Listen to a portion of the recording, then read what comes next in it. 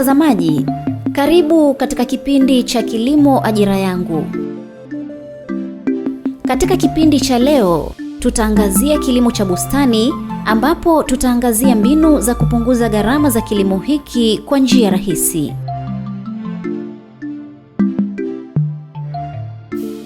Kumbuka, kipindi hiki kinaratibiwa na Taasisi ya Utafiti wa Kilimo Tanzania TARI, kituo cha Naliendele. Mtazamaji, kilimo cha bustani kwa kutumia plastiki mtandazo humsaidia mkulima kutokupalilia na kutotumia maji mengi kumwagilia mazao aliyopanda katika bustani yake. Njia hii ya kilimo humlazimu mkulima kuandaa kitalu na kutandaza plastiki ambayo atakuwa ameitoboa matundu kwa utaratibu maalumu kwa kufuata vipimo ili miche ya mboga iweze kuota kupitia matundu hayo, kama anavyoeleza mtafiti msaidizi wa kilimo TARI Naliendele, Dickson Malulu.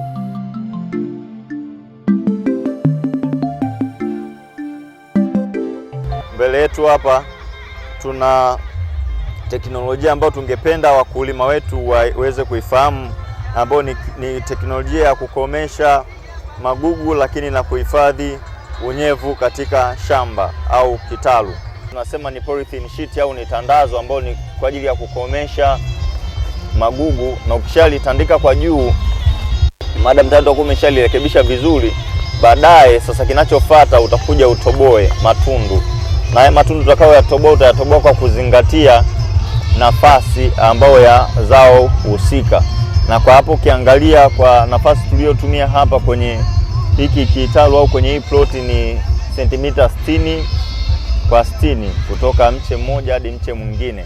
Hivyo basi hata matundu yako kwa ajili ya kupandikiza hiyo miche humu ndani itabidi izingatie vipimo hivyo, kwamba kila baada ya sentimita 60 unatoboa.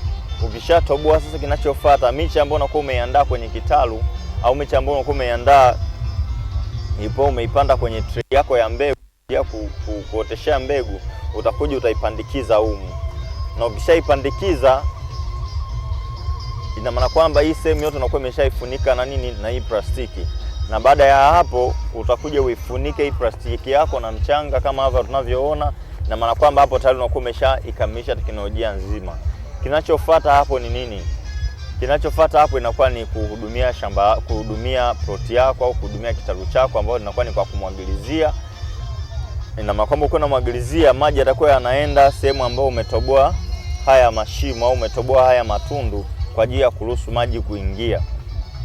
Nini faida ya hii teknolojia? Faida mojawapo ya hii teknolojia ni kwamba inazuia magugu. Kama tunavyoona hapa, hii sehemu zote magugu ambayo yangekuwa yameotea huku pembeni, baada ya kwa sababu tulikuwa tunamwagilizia sehemu kubwa, baada ya magugu kuota huku, ushaweka hii sheet hapa chini, magugu hayawezi yakawa yanaota, badala yake yatakuwa yanaota humu ambayo yanakuwa ni kidogo sana. Hivyo inakuwa inakurahisishia wewe kulihudumia. Lakini pia faida nyingine ni kwamba inakusaidia, inatunza unyevu kwa asilimia kubwa sana. Unapokuwa unamwagilizia hii sehemu husika, maji yanakuwa yanaenda sehemu husika. Kwa maji yakiwa yanaingia sehemu ambayo umeweza kutoboa tundu hilo, kiasi kingine ule unyevu mwingine unaobaki unakuwa umebaki kwenye shamba lako au kwenye plot yako. Hivyo basi inakuwa inakusaidia plot yako inakuwa na unyevu kwa muda mrefu. Na maana kwamba hiyo sasa itakusaidia mmea wako utaweza kukua vizuri zaidi na unaweza ukawa na afya zaidi, kama tunavyoona kwa sehemu hii. Hivyo basi kwa maonyesho haya ya Nane Nane ni wahamasisha wakulima wetu kuja kwenye banda letu la TARI Naliendele uweze kujifunza na uweze kupata teknolojia hii ili uweze ukaitumie kwenye kitalu chako au sehemu yote ambayo utakuwa unaona ni sehemu sahihi kwa ajili ya kuanzisha kilimo chako cha bustani. Kwa kutumia njia hiyo unaweza kuokoa gharama za palizi, ambapo plastiki hiyo hudumu kwa muda mrefu, jambo ambalo linakuwezesha kubadilisha aina ya mimea katika bustani yako. Mara nyingi katika kilimo cha bustani changamoto huwa ni wadudu wasumbufu wa mboga mboga ambao huathiri na kuzoofisha ukuaji wa mimea. TARI na Liendele wametafiti na kubaini kuwa zao la kitunguu likipandwa katikati ya mazao ya mboga mboga husaidia kufukuza wadudu wasumbufu kutokana na harufu yake kali.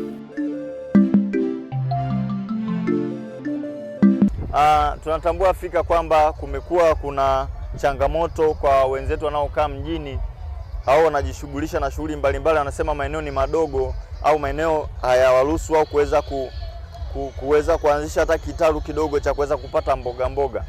Hivyo kwa muonekano huu sasa, nyinyi mnaokaa mjini au ambao mnakaa maeneo ambayo yanakuwa hayawezi yakatoshea mtu kupata mboga, basi hapa ni mfano wa kitalu kidogo ambacho unaweza ukakianzisha nyumbani kwako, sehemu yote ile ambayo unahisi una eneo dogo ambalo litoshei kwa ajili ya kulima sehemu kubwa kwa ajili ya mboga mboga.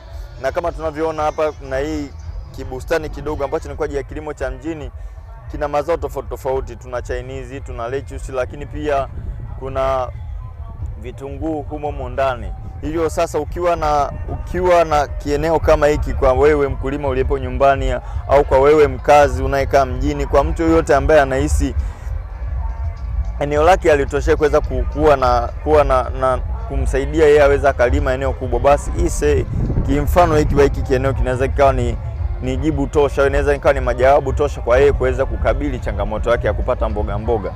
Lakini vile vile kwenye mfano wa hiki kilimo cha mjini tumeweka mazao tofauti tofauti ili kuweza tu kumuonyesha mkulima kwamba ukiwa nyumbani pia au unataka kulima mboga mboga, unaweza kuwa na kieneo chako, lakini ukaweka kila aina ya mboga mboga unayoipenda, kila aina ya mboga mboga unayoitaka. Lakini vile vile licha ya hivyo tu, tunajua kwamba ukiwa nyumbani kuna changamoto tofauti tofauti. Kuna changamoto za wadudu, kuna changamoto za wagonjwa za magonjwa. Lakini vile vile ukiangalia hapa humu utaona tuna vitunguu tumeweza kupandikiza humu ndani. Sasa hivi vitunguu tumeweza kuvipandikiza humu ndani kwa ajili ya lengo moja tu, ni kwamba pia kukaribiana na changamoto za wadudu. Mfano hii hapa ni mojawapo ya njia asilia kwa ajili ya kuweza kufukuza wadudu. Hivyo nikusii wewe mkulima, nikusii wewe mdau uliyepo nyumbani, karibu kwenye mabanda yetu ya 88 TARI na Liendele uweze kujifunza vitu vingi, na sio kujifunza vitu vya mazao mengine, lakini pia hata mboga mboga na mazao mengine ya bustani ambayo yapo tumeandaa kwa ajili yako wewe mkulima, wewe mdau wa kilimo, ili uweze kujifunza. Lakini vile vile sambamba na hilo, kupitia kujifunza huku basi itakusaidia wewe kuweza kujua kumbe unaweza kaanzisha kilimo cha mboga mboga nyumbani na ukakabiliana na changamoto za wadudu, ukakabiliana na changamoto za magonjwa kwa kutumia njia za kawaida kabisa, njia za asili kabisa ambazo kwa mtu yote yule anaweza kazitumia. Katika mikoa ya Lindi na Mtwara, kilimo cha mboga mboga na matunda hakilimwi kwa ukubwa kama ilivyo mazao mengine ya korosho, ufuta na karanga. Tukumbuke ardhi ya mkoa wa Mtwara ina rutuba ambayo inaweza kustawisha aina mbalimbali za mazao ya mboga mboga na matunda. Mbele yetu tunavyoona hapa ni vipando vya mazao ya bustani, ambao kwenye haya mazao ya bustani ukiangalia mbele yangu tuna karoti, tuna cabbage, tuna spinach, kule tuna beetroot. Kwa mazao yote haya kwa ukanda wa huku kusini au kwa ukanda wetu wa Mtwara na Lindi yanakubali vizuri sana, na haya inatusaidia sasa kwamba kuwasaidia hata wakulima wengine na wadau wengine ambao wanaamini kwamba kilimo cha bustani kwa mdau aliyepo nyumbani au kwa mdau yoyote yule anaamini kilimo cha bustani ni mpaka siwe kwenye mabonde au uwe kwenye maeneo special. Hii tumeifanya hivi kwa ajili ya kuja kumwaminisha mkulima kwamba kilimo cha bustani au kilimo cha mazao haya ya mboga mboga kinaweza kikakubali sehemu popote pale, ili mradi tu ukitengenezee mazingira rafiki ambayo yanaendana na uhitaji wa zao husika. Mfano tunaona tuna karoti hapa. Karoti hii tumeweza kuiotesha hapa kwenye banda letu la TARI na Liendele, na hii hapa tunahitaji kwenda tuseme tuende Mbeya au tuende Iringa, tuende Njombe. Hapana, hiyo tumeiweka hapa. Hivyo hii sasa tunahamasisha wakulima wetu tunahamasisha wakulima na wadau wa kilimo kwamba waje wajifunze, waje wajionee teknolojia mbalimbali ambazo kwa banda letu la TARI Naliendele tumeliandaa kwa ajili yao, especially kabisa kwa hiki kitengo cha mazao ya bustani na mboga na matunda. Hivyo lakini vile sambamba na hilo, tunajua kwamba mkulima atajiuliza maswali kwamba je, hii imekuwaje au haya mazao inakuwaje? Kwa sasa ili wewe mkulima tuweze kukujibu majibu yako hayo, tuweze kujibu majawabu yako, tunakuhamasisha basi, tunakuhimiza uje kwenye maonyesho ya 88 ili uweze kujifunza vitu vingi zaidi ya hivi hapa vilivyopo hapa leo. Utaratibu huu wa kilimo cha mboga hauhitaji matumizi ya viuatilifu au dawa za aina yoyote ambazo husaidia kukuza mboga hizo. Mimi ninapenda mboga za majani ambazo zina asili, ambazo zile hazitotumia kemikali za madawa kwa sababu zinalinda afya yangu. Lakini pia napenda TARI Naliendele kwa walichokifanya kutuletea wakulima. Wametuletea mboga mfano wa kupanda. Unapanda mboga lakini katikati unapanda vitunguu. Kwa nini unapanda vitunguu? Ni kwa sababu wanafukuza wale wadudu ambao wanaathiri zile mboga. Ina maana wanapofukuza wale wadudu, zile mboga zinakuwa haziathiriki. Kwa hiyo sisi tunapata kitu kilichokuwa natural ambacho hakijapuliziwa booster wala viuatilifu wa aina yoyote. Kwa hiyo mimi nawashukuru sana TARI Naliendele kwa kutupatia elimu hii. Mimi ni mkulima. Nimejifunza mengi. TARI Naliendele wametufunza mambo mengi sana.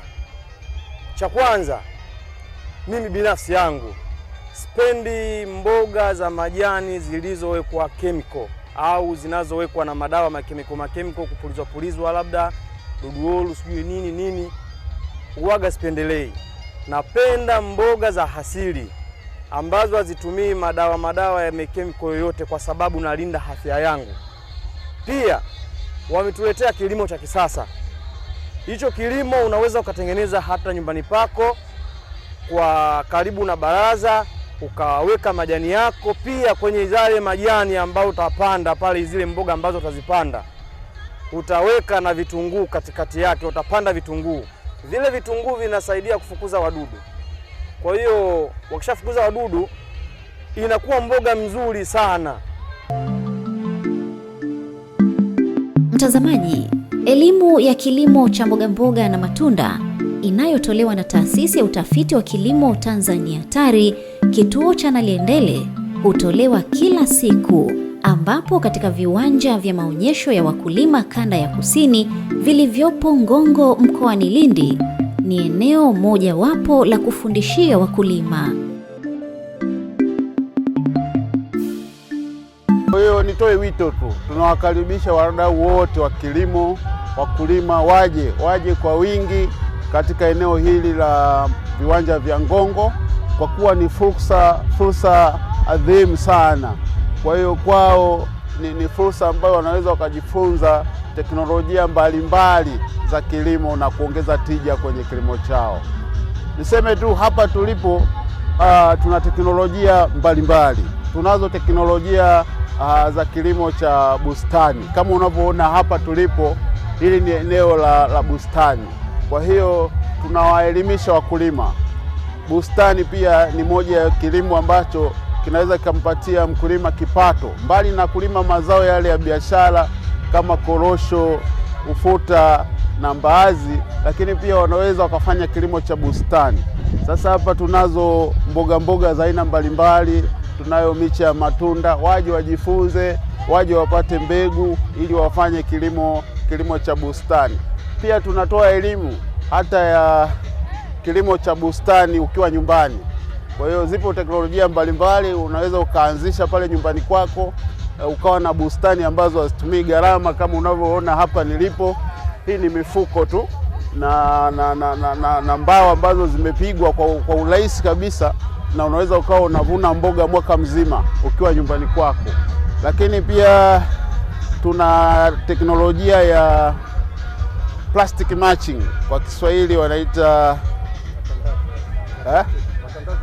matandazo ya plastiki, ambayo yanahifadhi unyevu, joto na vile teknolojia hii inasaidia kuzuia magugu yasijitokeze kwenye shamba lako la bustani. Ni teknolojia nzuri, mkulima akija hapa ataweza kujifunza, basi atajikuta pale nyumbani kwake anaweza akalima bustani na akapata faida kwa maana ya lishe, lakini pia hata kipato. Kwa hiyo ni moja tu ya teknolojia ambazo tunazo hapa, lakini pia teknolojia za zao la korosho. Kama tunavyoelewa, korosho ni zao la kibiashara kwa kusini, lakini pia tuna teknolojia za ufuta, tuna karanga, tuna mazao ya mizizi, muhogo na viazi, lakini pia tuna nafaka na mikunde. Tuna choroko pale, ukija utazikuta, tuna njugu mawe, kuna uwele na mtama. Kwa hiyo nasema tu niwahamasishe wakulima waje wajifunze, na eneo hili kwetu sisi ni eneo ambalo kazi yake kubwa ni kutoa elimu na kusambaza teknolojia za utafiti kwa wakulima, na tuko hapa mwaka mzima kuanzia mwezi huu mpaka mwakani tena kama mwezi huu. Sisi tuko hapa, hatufungi. Kwa hiyo wakati wowote mkulima au mdau anaweza akaja akajifunza kilimo bora cha mazao mbalimbali. Na katika teknolojia mbalimbali za bustani, lakini pia tunayo teknolojia ya kuchanganya mazao. Unaweza ukachanganya mazao ikakupelekea kupunguza mashambulizi ya wadudu, lakini pia ukapunguza gharama za matumizi ya viuatilifu. Kwa hiyo ukija hapa utajifunza kwamba unaweza ukachanganya vitu kama spinach, unaweza Chinese, mnafu, ukachanganya na vitunguu ndani ya Chinese na mnafu mule ndani unaweza ukapanda vitunguu. Kwa kuchanganya hiyo mazao inakusaidia hata kupunguza mashambulizi ya wadudu na matumizi ya viuatilifu. Kwa hiyo unakuta mboga zako ni salama na unaweza ukala kwa afya njema kabisa. Kwa hiyo tunawashauri wakulima waje waweze kujifunza hizi teknolojia mbalimbali ambazo unaweza ukazitumia hata ukiwa pale nyumbani kwako. Mpaka hapa tumefika mwisho wa makala hii. Kumbuka, kipindi hiki kinaratibiwa na Taasisi ya Utafiti wa Kilimo Tanzania TARI, kituo cha Naliendele.